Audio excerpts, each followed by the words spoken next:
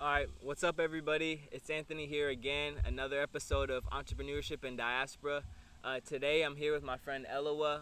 We know each other from high school. We're both really interested in this entrepreneurship and diaspora space. Eloi is entering his final semester at Butler University, where he plays football, and he also studies biochemistry, and he's pre-med. And now he's venturing into this entrepreneurship space. We'll get into that in a little bit. But yeah, I'll just turn it over to you to introduce yourself. Yep. Thank you for having me. My name's Eloi. I'm originally from Burundi in East Africa, but I was born in Lusaka, Zambia, in the southern region of Africa. I do attend Butler University, like Anthony said, and I'm really passionate about social entrepreneurship and just kind of creating opportunities for sustainable development in developing communities around the world. Yeah, so the first question I have for you is, what diasporas do you identify with, right? Because you touched on, and I know a little bit about your background, different countries where your family heritage originates from. And so I was wondering what diasporas you identify with. Yeah, I would say like a lot of Sub Saharan Africa kind of has like a family-esque type of feel. Obviously the initial community, or I would guess like group of diaspora that I would say I identify is Burundi in East Africa. Okay. People from Burundi, and then also Rwanda, since the countries are so closely in like heritage and culture. So I would say those two countries would be like the first that I would initially say that I'm closest to or identifying with in the diaspora. Yeah, and then after that is pretty much just all of Sub-Saharan Africa, I would say, and really just even people from like the Caribbean, just black diaspora from all over the world, I would say I would identify with. Yeah, and you've heard me talk about it, like Panama as well as other like Caribbean nations have a strong like African like influences and cultural, especially food, right? Yeah. Like in Colón, where my mom's from. But yeah, and then I was also wondering, like growing up in Fort Worth, how did you stay connected to said diasporas? Yeah. What type of events were they? Yeah, so I think the biggest thing that connected us all at the beginning, just speaking from the Burundian and Rwandan community, was church. So a lot of people from Eastern Congo, Western Tanzania, Burundi, and Rwanda, we all kind of gathered at a church, and my dad's a pastor, so we'd get different refugees coming in from everywhere that attended the church, and that just kind of created like a big community. And then you would meet people through church from your country, and then they would have friends outside of church that were still from your country, and you would just kind of associate like that. And that's probably the biggest collaborator, because it's just so easy to have a natural community with being in church. Yeah, and then I don't know if this was, I can't remember, because we started becoming friends really like when I was going to UT. We didn't talk too much before then. And at the time, I knew you were always active, you were always doing things. But would you say that was when you started becoming interested in entrepreneurship, or was it before then, or? I would say like it was before then, and it was more so of like creating opportunity, and that's kind of the way I view entrepreneurship, as it's just like an opportunity for you to create an opportunity, create a job, create some sort of income or whatever for people. And that was really the way it started, and it actually started when we were first working on Compass. And we were trying to basically create this sustainable development organization that helped people through opportunities with just like education, whether it was like books or it was different technologies and stuff like that. So that's when it really started, trying to kind of just tie that in. And then the more and more I got involved in that, the more and more I saw there was like more unique ways to create opportunity outside of just the traditional NGO nonprofit route. Yeah, exactly. And so now Eloi will introduce NOC, right? And NOC, right? Yeah, NOC. Yeah. And so I'm going to just give like the short description real quick, and then he'll talk more in depth about it. Yep. But NOC is basically an app that allows people who are interested in purchasing African art, either directly from the continent or part of the diaspora, to go in there and purchase it. all different kinds of art from all parts of the African continent, and they handle logistics, shipping, payment. They handle like end to end.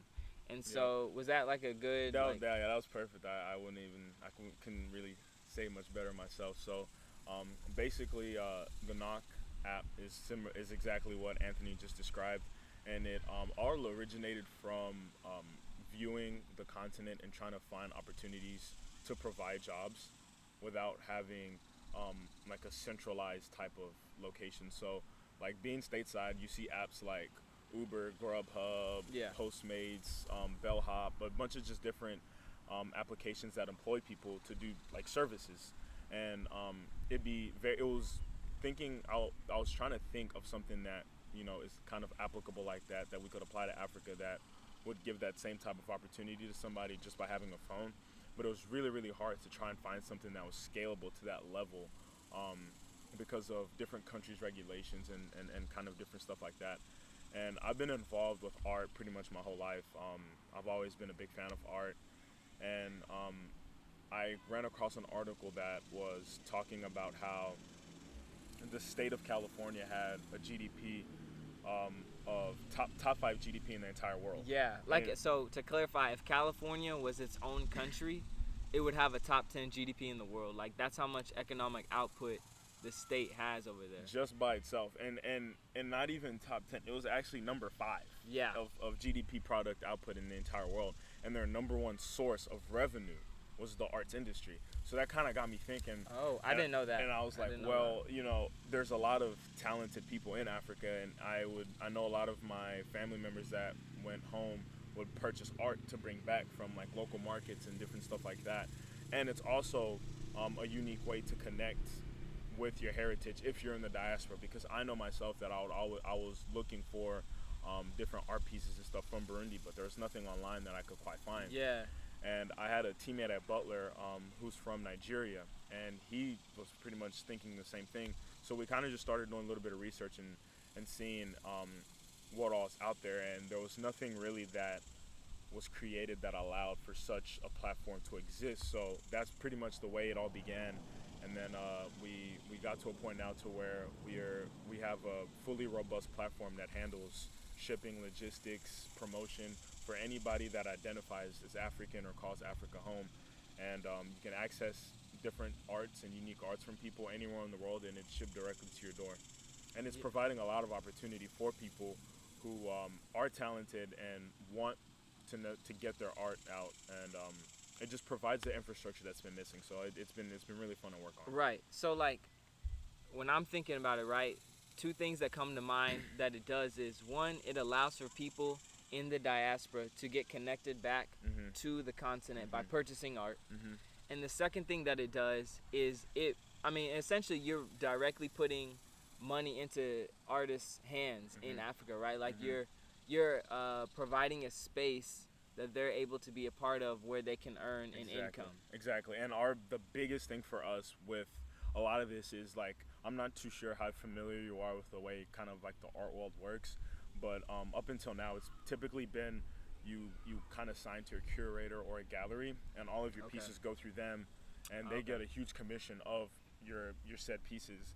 And it's pretty much centralized to Europe and the United States. So a lot of Africans don't have that opportunity, and if they do, their negotiating power really isn't great, since they're coming from a place of where there's not much opportunity. So a lot of the people who they do sign to in the galleries that they do work with end up taking a substantial amount of their proceeds. So the biggest thing for us with creating a platform like this to kind of put power back in their hands is also to ensure that we give the artists 100% of what they charge. So if someone in Senegal puts up a painting for $100, whenever that art piece is bought, they will receive $100 of what they charge, rather than taking a commission or whatever the case may be.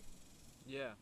And so correct me if I'm wrong, but to further help people understand what Knock is, in a way it's kind of like an Etsy for African art, for the African diaspora, right? Yeah, so the biggest thing that we would want people to know is that it's not specifically just for painting pieces. Think of it as an Amazon for creative products coming from the African continent, Okay. and by people who are on the continent or in the diaspora. And that's really the best way that I would describe it, because there's people who do custom shoes that post their work on the app. There's people who do custom handbags, totes, different things like that they do incorporate their art on, but it's not exclusive to just art. So any type of creative product from people on the continent or the diaspora, if you're looking for it, you want to commission it, get something custom made, it's an all-in-one one-stop shop. Yeah. Okay. And so one thing I was wondering is there any significance in the name? Yeah. So the name originates from Not Culture, and Not Culture is it originated in Jos, Nigeria, near the Jos Plateau, in northern Nigeria, northeastern Nigeria, and they're regarded as one of the first civilizations to have documented art. And the art that they had was, the thing that makes him remarkable is it was very intricate, very detailed, pretty much ahead of his time, dated to where the timestamp on it was compared to everything else from the time. So they're one of like the earliest civilizations to cultivate art and do art. They have sculptures, they have masks and sculptures and different stuff like that from that era. Actually, even down here in Fort Worth at the MoMA.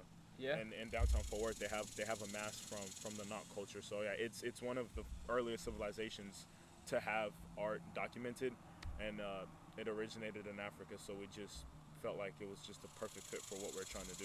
Yeah. And so, like, my final two questions are,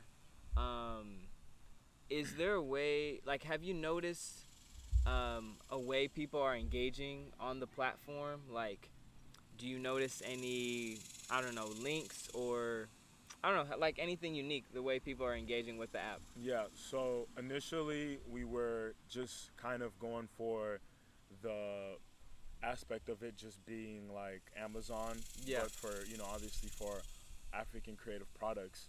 But after we did our initial soft launch and we kind of saw how people were interacting with it, it kind of transformed into a bit of a social media platform as well, in a sense, because people began to share videos of them working on art.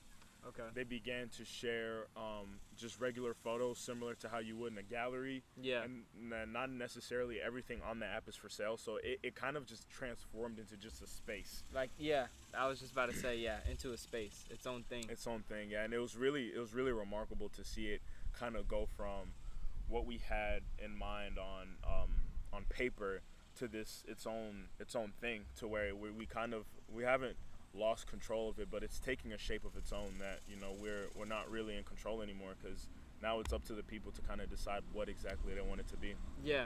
And then my final question is, what's your vision of entrepreneurship as it relates to Knock or yourself in the diaspora? I think that my view of it is it's probably one of our greatest ways to ensure development and sustainability on our continent and within our respective countries. I think that the biggest thing that is hurting the continent currently right now, in terms of from a developmental standpoint, is the lack of middle class in most of the countries that you'll see. There's obviously people in African countries that are wealthy, and then there's also a large majority of people in countries that aren't so wealthy, and they're coming from a disadvantaged standpoint. And there's not many people in the middle that are just well and doing good for themselves. So trying to create a middle class within different economies is probably the biggest challenge that we're facing now. And entrepreneurship is the easiest way to fix that, because not only will we have social implications to the work and the businesses that we create, but we'll also have a greater impact on our countries. And I think that being stateside and kind of growing up here in the later years of my life, I was able to witness stuff like Uber Eats and Postmates and all these apps that basically create income for a lot of people. And I know a lot of people who support their families driving Uber or working at Bellhop.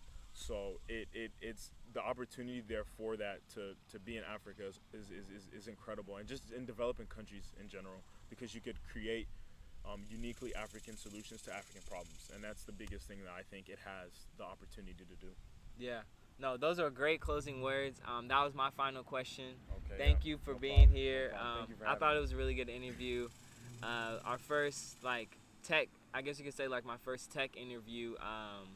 And so yeah, just thank you for being here. No problem. Thank you for having me, and thank you for everybody for tuning in. All right, peace out.